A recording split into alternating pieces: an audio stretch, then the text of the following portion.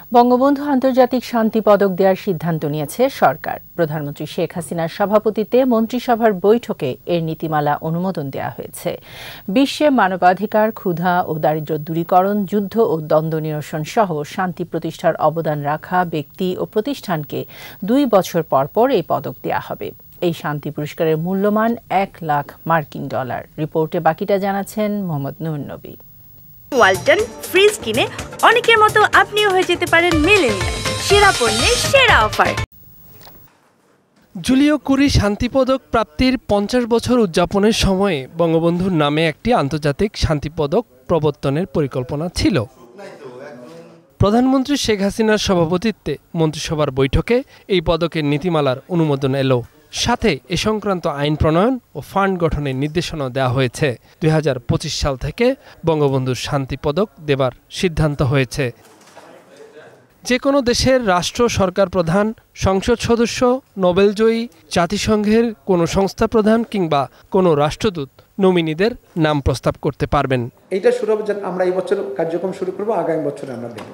এবং আইনের মধ্যে একটা এন্ডাউমেন্ট ফান্ড তৈরি করতে বলা হয়েছে, যে ফান্ডে সরকার বা বাইরের লোকেরা যে ওখানে অনুদান হিসেবে দিতে পারবেন এবং সেখান থেকে সেই অনুদানের টাকা থেকেই আমরা তখন পরবর্তীতে এই ব্যয়ভারটা নির্বাহ করব। কিন্তু ওইটা না হওয়া পর্যন্ত বর্তমানে সরকার এই ব্যয়ভারটা বহন করবে। প্রতি বছর 17 মার্চ বঙ্গবন্ধুর জন্মদিনে পুরস্কার জয়ীদের নাম ঘোষণা করা হবে। 17 মার্চ এটি ঘোষণা করা হবে এবং 23 মে অথবা কাছাকাছি সময় ওইটি প্রদান করা হবে। যেহেতু 23 মে জুলিও কুরি পদকটা পাওয়া হয়েছিল, ওই তারিখে টার্গেট করে আমরা দেওয়া হবে। মন্ত্রিসভার বৈঠকে বিমস্টেক সদস্য রাষ্ট্রসমূহের মধ্যে জাহাজ চলাচল সহজ করতে মেরিটাইম ট্রান্সপোর্ট কর্পোরেশন চুক্তি, ওআইসি রাষ্ট্রসমূহের মধ্যকার বিরোধ মীমাংসা বিষয়ে আলোচনা হয়।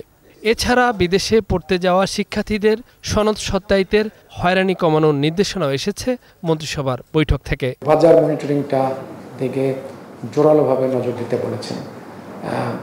মানে কিছু কিছু পণ্যে বাজারে সাপ্লাই কোনো ক্রাইসিস না সত্ত্বেও পণ্য মূল্য বৃদ্ধির যে প্রবণতা দেখেছেন এবং বললেন যে খুব কঠোরভাবে যেন বাজার মনিটরিংটা শুরু করা হয়। এছাড়া প্রধান নির্বাচন কমিশনার এবং অন্যান্য নির্বাচন কমিশনারদের পারিতোষিক ও বিশেষাধিকার আইনের খসড়ার অনুমোদন দিয়েছে মন্ত্রিসভা। ফরেন মিনিস্ট্রি যদি অ্যাটেস্টেড করে দেয় বা ভেরিফাই করে দেয়, তাহলে আর ওই দেশের এমবাসিতে যে অ্যাটেস্টেড করতে হয় না, ওইটা সরাসরি তারা গ্রহণ করবে। মোহাম্মদ নুরুন নবী, 21 টেলিভিশন, ঢাকা।